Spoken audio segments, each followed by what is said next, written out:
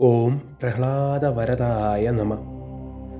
ദൈവത്തിലേക്ക് അടുക്കാൻ ദൈവത്തിൻ്റെ എല്ലാ തരത്തിലുള്ള അനുഗ്രഹങ്ങൾക്കും പാത്രീഭൂതരാകണമെങ്കിൽ ഒരു തരത്തിലുള്ള ചിന്താഗതി മനസ്സിലേക്ക് കൊണ്ടുവരണം.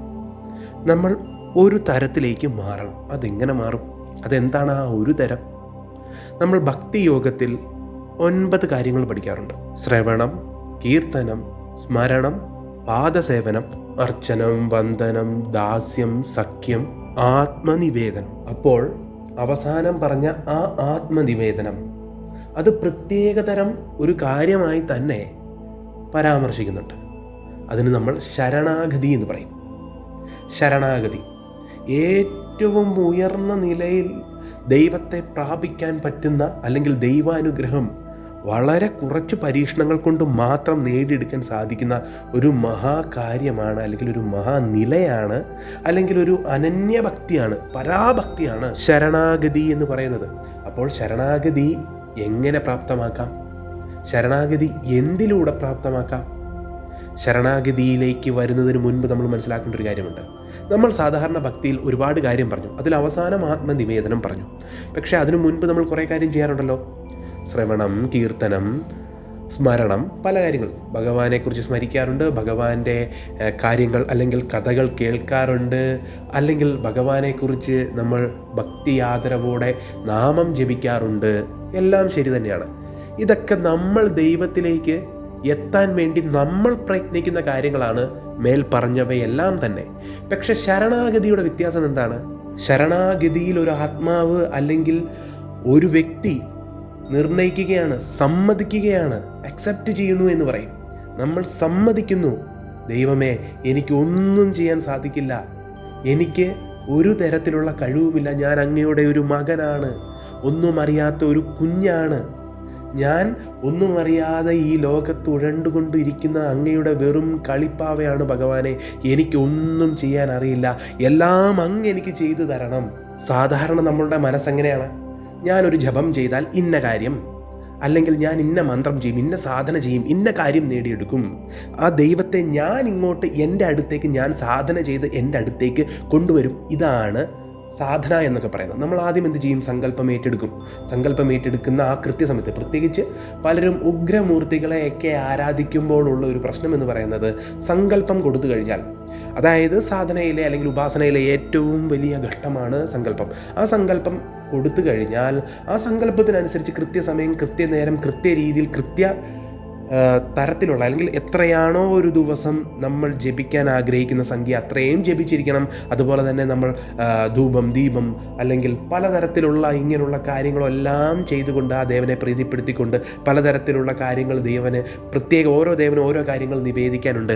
ഓരോ ദേവനും ഓരോ തരം വസ്തുക്കൾ കൊണ്ടാണ് ദീപം തെളിയിക്കുന്നത്. ഇങ്ങനെ പല കാര്യങ്ങൾ നിർണയിച്ചുകൊണ്ട്, കീലകം നോക്കിക്കൊണ്ട്, അല്ലെങ്കിൽ എന്തിനാണ് ഒരു മന്ത്രം വിനിയോഗിക്കുന്നതെന്ന് മനസ്സിലാക്കി ഋഷി, ഛന്ദസ്, ദേവത മനസ്സിലാക്കി അതിനെല്ലാം ആ മുദ്രയിൽ മൃഗമുദ്ര പിടിച്ച് ഓരോ കാര്യങ്ങൾ അതിനനുസരിച്ച് ചെയ്തുകൊണ്ട്, കീലകം ചെയ്തുകൊണ്ട്, അല്ലെങ്കിൽ നമ്മൾ കരന്യാസം, അങ്കന്യാസം ചെയ്തുകൊണ്ട്, ശാപനിവൃത്തി ചെയ്തുകൊണ്ട്, ശാപനിവൃത്തി മന്ത്രങ്ങൾ ചെയ്തുകൊണ്ട്, ഒരു മന്ത്രത്തെ പൂട്ട് തുറന്നെടുത്ത് ആ ഗുരു പറഞ്ഞതുപോലെ പ്രൊണൗൺസ് ചെയ്ത്, അല്ലെങ്കിൽ ഉച്ചരിച്ചുകൊണ്ട്, ആ ബീജാക്ഷരങ്ങളെല്ലാം ഉപയോഗിച്ചുകൊണ്ട്, വലിയ ഒരു പ്രോസസ്സാണല്ലേ, വലിയ ഒരു കാര്യമാണിത്. നമ്മൾ ചെയ്തു വരുമ്പോൾ നോക്കുമ്പോൾ എന്തൊക്കെയാണ് ചെയ്യേണ്ടത്?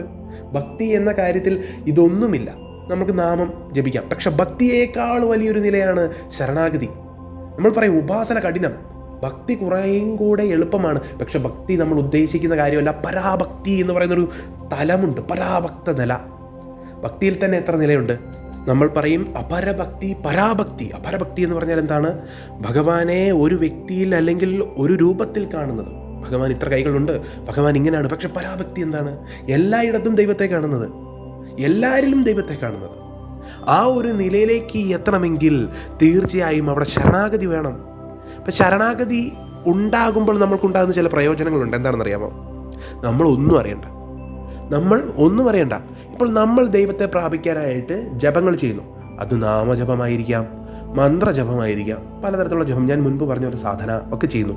അത് നമ്മളുടെ ഇപ്പോൾ താന്ത്രികമായിട്ട് പല സാധനങ്ങൾ ചെയ്യുന്നവരോട് 3 തരം ഘട്ടമുണ്ടെന്ന് പറയും.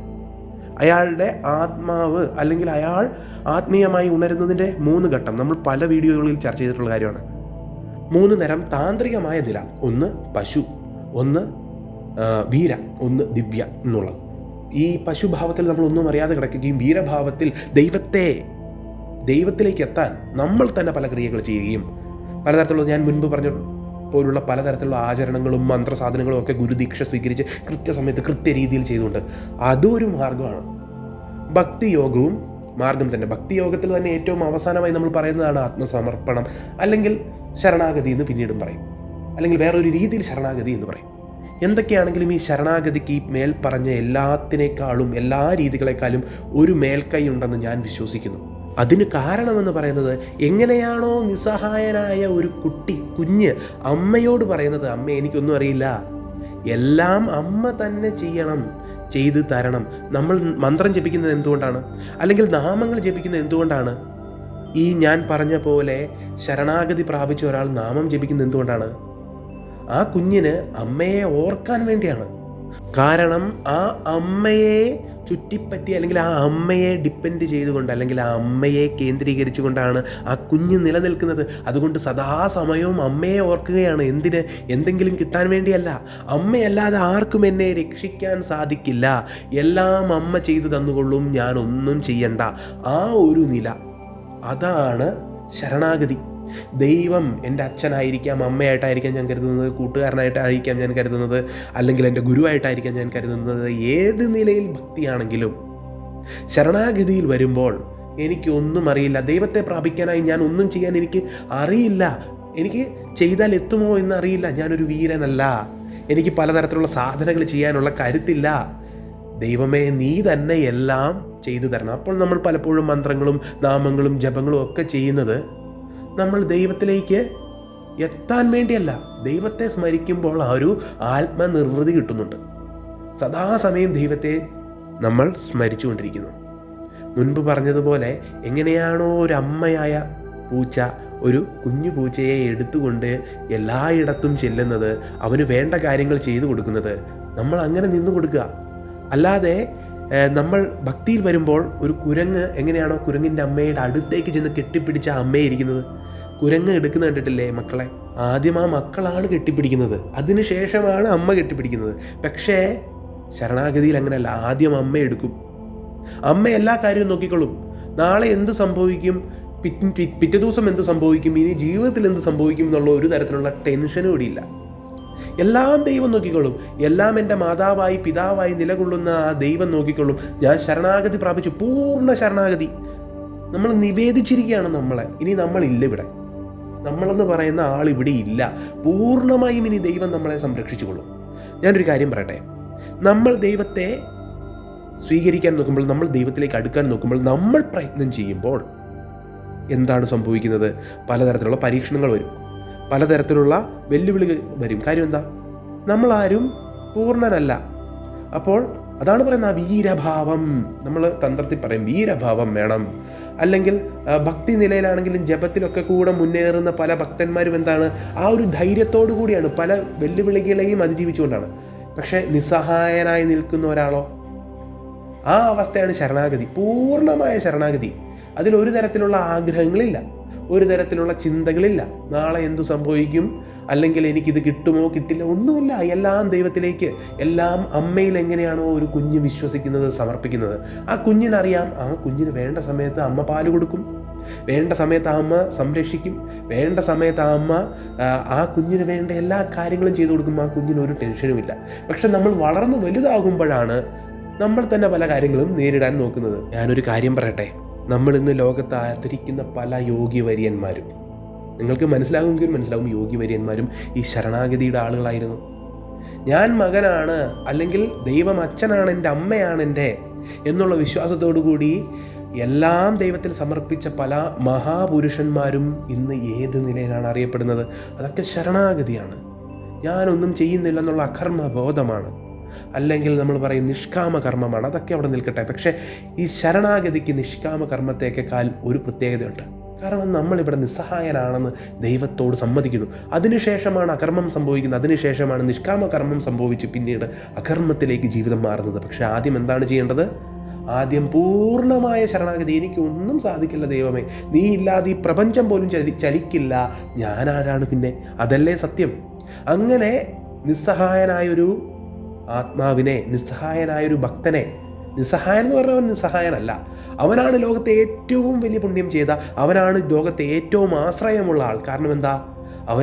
അവൻ ആശ്രയിക്കുന്നത് മഹാശക്തി പരബ്രഹ്മമായി നിലകൊള്ളുന്ന ആ വിഷ്ണുവിലോ കൃഷ്ണനിലോ നരസിംഹത്തിലോ ശിവനിലോ അല്ലെങ്കിൽ ഏത് ദേവനാണോ, ഏത് ദേവിയാണോ നമ്മളുടെ, ആ ദേവനിലും ദേവിയിലും എൻ്റെ ദേവി കാളിയമ്മ, അമ്മയെ ഞാൻ സമർപ്പിച്ചു അമ്മയ്ക്ക് എൻ്റെ ജീവിതം. അല്ലെങ്കിൽ ശിവഭഗവാനാണ് എൻ്റെ, സുബ്രഹ്മണ്യനാണ് എൻ്റെ ഭഗവാൻ, ആ ഭഗവാനിൽ ഞാൻ സമർപ്പിച്ചു, ആ ഭഗവാൻ നേടിത്തരുമെല്ലാം. നമ്മൾ പൂർണ്ണരല്ല, അതുകൊണ്ടാണ് നമ്മൾക്ക് പരീക്ഷണം വരുന്നത്. പക്ഷെ ദൈവം പൂർണ്ണനാണ്. അതുകൊണ്ട് ഒരു തരത്തിലുള്ള പ്രശ്നങ്ങളും ജീവിതത്തിൽ ദൈവം വരാൻ ആഗ്രഹിക്കില്ല. ആ മക്കളിലേക്ക് ഇതുപോലുള്ള ശരങ്ങളേൽക്കാൻ ആ മഹാപ്രഭു സമ്മതിക്കില്ല.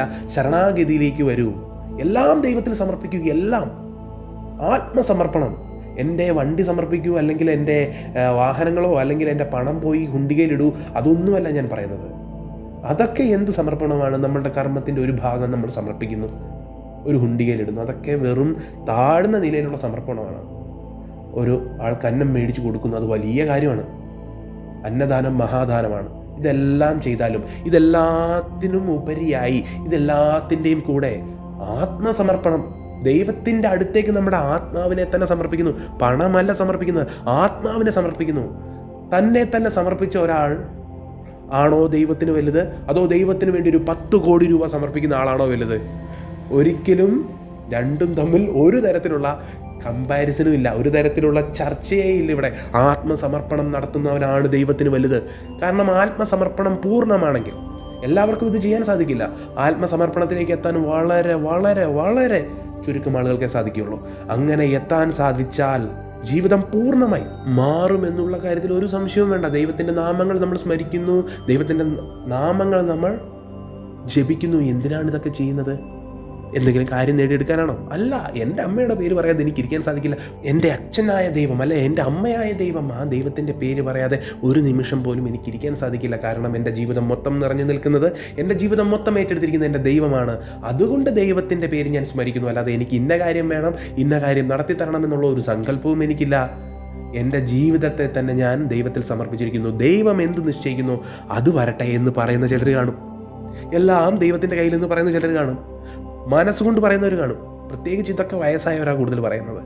കാരണം എന്താ? വയസ്സായവർക്കൊരു ഗുണമുണ്ട്, അവർ ദൈവത്തെ മനസ്സിലാക്കിയവരാ, ജീവിതം കൊണ്ട് ദൈവത്തെ മനസ്സിലാക്കിയവരാണ്. അതുകൊണ്ടാണ് ഞാൻ എപ്പോഴും പറയുന്നത്, മൂത്തോർ ചൊല്ലും മുതുനെല്ലിക്ക ആദ്യം കഴിക്കും പിന്നെ മധുരിക്കും. എത്രയധികം നമ്മൾ കാലു വണങ്ങി അവർ പറയുന്നത് കേൾക്കണം. വലിയ ഗുരുക്കന്മാരുടെ ആശ്രമത്തിലൊന്നും പോയിട്ട് കാര്യമില്ല. നമ്മളുടെ വീട്ടിലൊരു മുത്തശ്ശനുണ്ട്, മുത്തശ്ശിയുണ്ട്, അവർക്ക് ദൈവിക കാര്യങ്ങൾ അറിയാം, അവർക്ക് ജീവിതത്തെക്കുറിച്ചുള്ള കാഴ്ചപ്പാടുണ്ടെങ്കിൽ അവരുടെ കാല് പിടിച്ച് നമ്മൾ കേൾക്കണം. അവരൊക്കെ ശരിക്കും ശരണാഗതിയിലേക്ക് വന്നവരാണ്. എന്താ പറയുക, ആ മുത്തശ്ശി അല്ലെങ്കിൽ ആ മുത്തശ്ശൻ അല്ലെങ്കിൽ ആ അച്ഛൻ, ആ അമ്മ, അവരെ നമ്മൾ അനുസരിച്ച് മുന്നോട്ട് പോവുക, അവരിൽ ആദ്യം ശരണാഗതി പ്രാപിക്കുക. അപ്പോൾ അവർ പറഞ്ഞു തരും എങ്ങനെ ശരണാഗതിയിലേക്ക് മനസ്സെത്തിക്കണം. അങ്ങനെ ശരണാഗതിയിലൂടെ ജീവിതം തന്നെ മാറുമെന്നും മനസ്സിലാകും.